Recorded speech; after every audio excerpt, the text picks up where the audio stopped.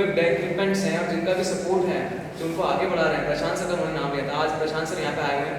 आइए प्रशांत सर से बात करते हैं। प्रशांत सर के बारे में एक चीज़ और बताना चाहूँगा मैं, वो ताइक्वांडो फेडरेशन ऑफ इंडिया के इंदौर के अध्यक्ष भी हैं। आइए उनके बारे में उनकी कुछ और चीज़ जानते हैं। सर कैसे हैं आप? भैया सर आप आए, स्वागत है इंदौर में। सर बहुत बहुत धन्यवाद आपका।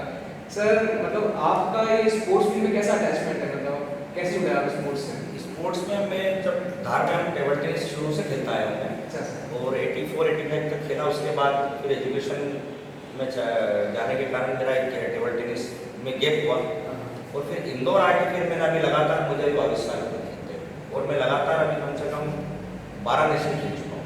12 नेशन? हाँ 12 नेशन खेल चुका हूँ।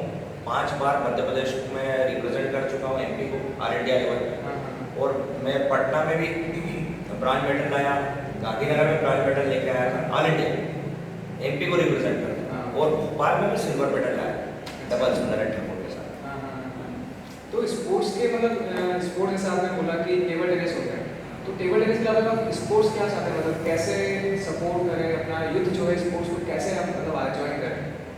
भैया स्पोर्ट्स में क्या हो चुका है कि हमारी जो जनरेशन है उसका एकेडमिक क्वालिफिकेशन चल रहा है, वो एक किताबी रूप में चल रहा है, जिससे कि न तो स्वस्थ बच्चा ही घर के भी काम, स्वस्थ बच्चा ही घर के भी काम का है, परिवार के भी काम का है, शहर के भी काम का है, तो देश के भी काम का है। तो सबसे बड़ी हमारे यहाँ किताबी कीड़े की जो किताब बिल्कुल एक रटन विद्या जो चल रही है, लेकिन फिजिकल एजुकेशन इसमें रोज प्राइमरी के स्कूल के KG first KG second first के बच्चे से प्राइमरी में से ही health education, physical health education का कम से कम हाफ एन आवर से 1 आवर तक एक स्कूल में पीरियड होना चाहिए, और उसको इसकी महत्ता समझानी चाहिए। क्योंकि हम देख रहे हैं आजकल छोटे छोटे बच्चे कई जगह देखते हैं, मैं जाता हूँ, मेरी बैडमिंटन है वहाँ हम एकेडमी में, टेबल टेनिस एकेडमी में, इतने छोटे छोटे बच्चे हो, उनकी मम्मियाँ लेके आती हैं, तो वो इतने फैटी हो गए, उनको बोलो ब्रेड पिज़्ज़ा बर्गर उसी में लगे, आइसक्रीम ये वो सब चीज़ें, तो वो एक्सरसाइज नहीं कर रहे। तो वो बच्चों का क्या होगा, आने वाली जनरेशन, हम तो ठीक है यहाँ तक आए, लेकिन आने वाली जनरेशन 12th में 10th में फर्स्ट ईयर में सेकंड ईयर में ये कोलेस्ट्रॉल से पीड़ित होकर बाईपास तक जाने वाला है 12th में ही मैक्सिमम। 80% बच्चे कुछ नहीं करना चाहते, उठते हैं मम्मी उठा देती है, सीधे उठते हैं, नींद उठी, ब्रश कर बेटा ये दे दिया हाथ में, सीधे बाइक में खाना दिया और सीधे स्कूल से आए, सीधे ट्यूशन गए, आए रातों को घर। तो ये इस देश के लिए भी घातक है और उनके परिवार के लिए भी घातक है। तो मतलब इस चीज़ को कैसे ठीक किया जा सकता है, आपके हिसाब से क्या सुझाव होना चाहिए? फिजिकल एजुकेशन प्राइमरी से चालू होना चाहिए, हर प्राइवेट हो चाहे गवर्नमेंट, ये बिल्कुल हर सरकार को सोचना चाहिए इस बारे में, और हर परिवार को सोचना चाहिए ये, क्योंकि सरकार एक आह्वान कर सकती है, एक नियम बना सकती है, लेकिन ये हमको करना है, हमको हमारे परिवार हमारे बच्चों के। सुख की परिभाषा यही है कि जो फिट है वो हिट है, सुख की पैसे से कोई लेना देना नहीं। ये तो सही बोला सर ने, लाइक जैसा कि एक हिंदी का वो कहावत भी है, हाँ कि पहला सुख निरोगी का है। हाँ। और फिट इंडिया, लाइक इंडिया में भी बहुत सारे जो मूवमेंट चले आ रहे हैं, फिट इंडिया जैसा कि मोदी जी ने चालू करा था, ये सब चीज़ें इंडिया के यूथ के लिए, अकेले यूथ के लिए नहीं है, ये सभी एज कैटेगरी के लोगों के लिए, ताकि जितना फिट रहेंगे, जैसा कि सर ने बताया, जो फिट रहेगा वही हिट रहेगा, तो यही सब चला आ रहा है। और जिस जो बड़ा रईस है या बड़ा खिलाड़ी है या बड़े खानदान का बच्चा, उनका बच्चा खिलाड़ी बन ही नहीं पाता। आप बताओ, सचिन का बेटा सचिन बन पाएगा, राहुल द्रविड़ का बेटा राहुल द्रविड़ बन पाएगा, या कोई अनिल अंबानी या कोई उद्योगपति का बेटा एक खिलाड़ी बन पाएगा? खिलाड़ी खुद बनना पड़ता है, उसके लिए उसके माता पिता को भी लगना पड़ता है, 100 बार हार स्वीकार करनी है, 1000 बार हार को, वो हार को स्वीकार करने का जज्बा ही घर में होता है।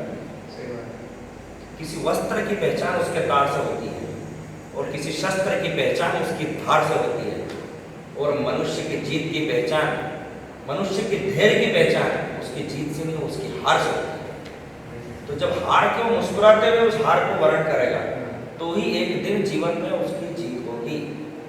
और इसीलिए बड़े आदमी, उद्योगपति, खिलाड़ी या नेता, किसी का बच्चा खिलाड़ी आज तक नहीं बन पाया। आप देख लो, उठा के नेता का बेटा नेता बन जाएगा, डॉक्टर का बेटा डॉक्टर बन जाएगा, कॉलेज वाले का बेटा कॉलेज वाला, मतलब कोई भी खिलाड़ी बनना खुद बनना होता है, मैंने पूरे एफर्ट से। हाँ, कोई भी आप देख लीजिए, उद्योगपति हॉस्पिटल वाले का बच्चा, हाँ डॉक्टर का बेटा डॉक्टर बन जाएगा, इंजीनियर का बेटा इंजीनियर बन जाएगा। सही बात है। किसी का भी देख लीजिए आप, उस उद्योगपति का बेटा तो उसको विरासत में वहाँ बैठ जाएगा।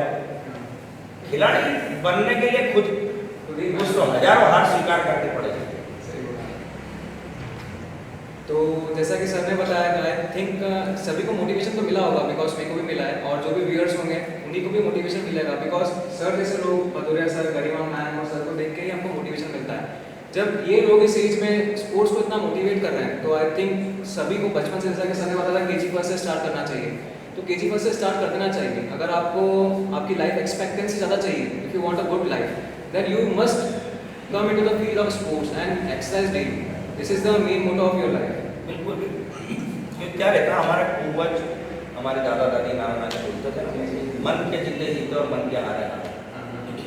तो कई मन से हारे होते हैं, तो उसको कितना भी मैदान में उतारो, वीरेंद्र सर पीछे से कितना भी पाप कर दे, वो हारा भी आता है। तो it can break you, it can make you. You can become a strongly mental, or you can become a mentally strong. You can have endless hope, or you can have a hopeless mind.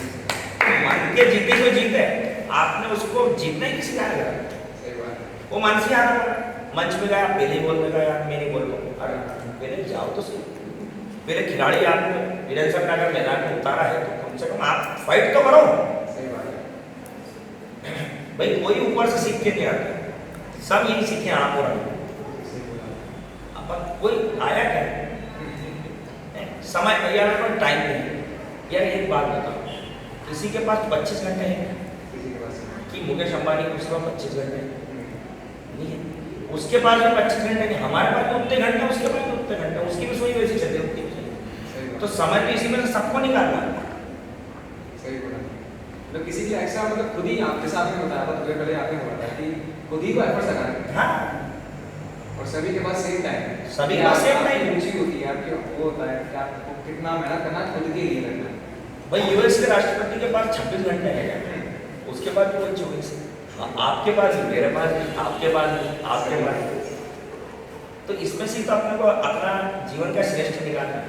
सही बात है। और sports he I think ऐसी चीज़ है जो आपको motivate करता है। हाँ, लाइफ के हर स्टेज में मोटिवेट करता है आपको। हर स्टेज।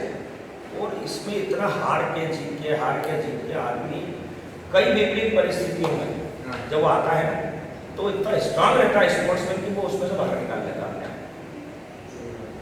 आप देखो, आप कई एमबीबीएस कर रहे हैं बच्चे, कई इंजीनियरिंग वो कर रहे हैं, आईएएस की तैयारी कर रहे हैं, वो 2 साल सुसाइड कर रहे हैं, वो नहीं क्लियर हो पाए।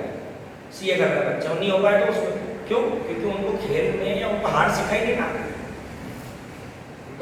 उनको हार का तजुर्बा ही नहीं। उनको यही मालूम है कि बस हर साल पास हो जाते हैं, अच्छा नंबर।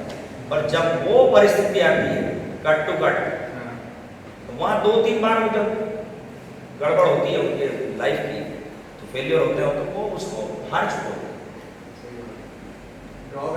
हाँ, और हमारे यहाँ मम्मी पापा हर बच्चे से इतनी एक्सपेक्टेशन कर रहे थे, मेरा बच्चा आईएएस बनेगा, कलेक्टर बनेगा, इंजीनियर बनेगा, डॉक्टर बनेगा। अरे क्यों बनेगा? ये जो भी बनेगा इसकी क्षमता से बनेगा। मेरे मम्मी पापा ने भी चाहा होगा कि मैं आईएएस बन जाऊँ, पर मेरे जो क्षमता वही बनूंगा। मैंने देखा मेरी बेटी को, मेरे को मैं आर्किटेक्ट दे रहा हूँ, तो मैंने देख लिया मेरी बेटी नहीं खेल पाएगी, उसका फिजिकल, या उसको मैंने कहा यार ये नहीं कर पाएंगे, तो मैंने डाला ही नहीं। मैंने यार टेबल टेनिस में 8-8 घंटे नहीं दे पाएंगे, और इनका जो दिख रहा है शारीरिक फिजिकल, शरीर से मजबूत भी तो है शुरू से, जो जिस रेंज का बच्चा उसमें डालो। अब 8-8 साल दिल्ली भेज के आईएएस की तैयारी के लिए नहीं हुआ, तेरा काम होता ही नहीं, तू सिलेक्शन होता ही नहीं, तू मनुष्य है, तू ये है, तू हुआ, यही नहीं मालूम कि बच्चों को सिखाना क्या, किस लाइन में डालना। अरे भाई वो इसमें नहीं जा रहा, उसको आईआईटी में डालना, आईआईटी नहीं कर पा तो आईटीआई में डालना, वो आईआईटी का मटेरियल नहीं है तो उसको कोई बात नहीं बेटा, तू ये नहीं है।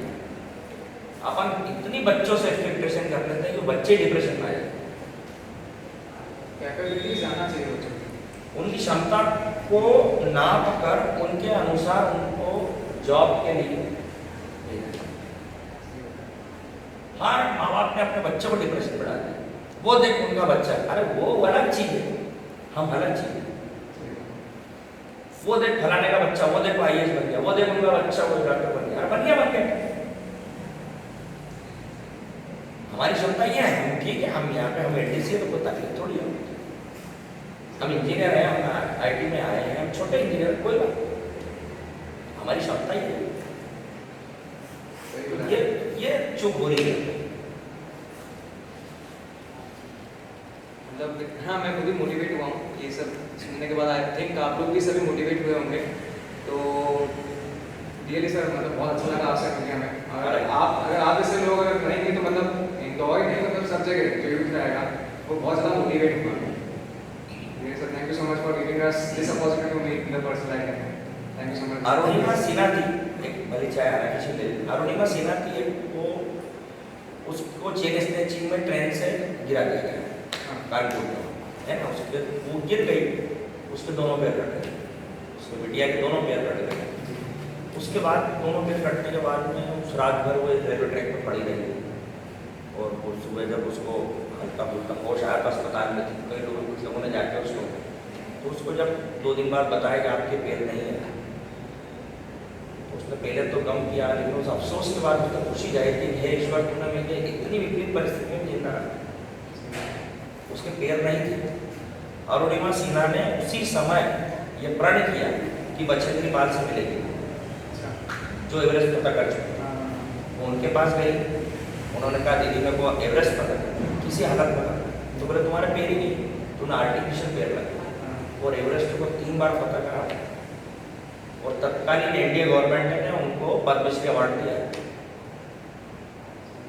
ये होता प्रण और इच्छा शक्ति और मजबूत हो। नहीं तो पैर गया, करो चलो बेटा, बोले मेरे तो पैर ही नहीं, मैं कुछ नहीं कर सकती।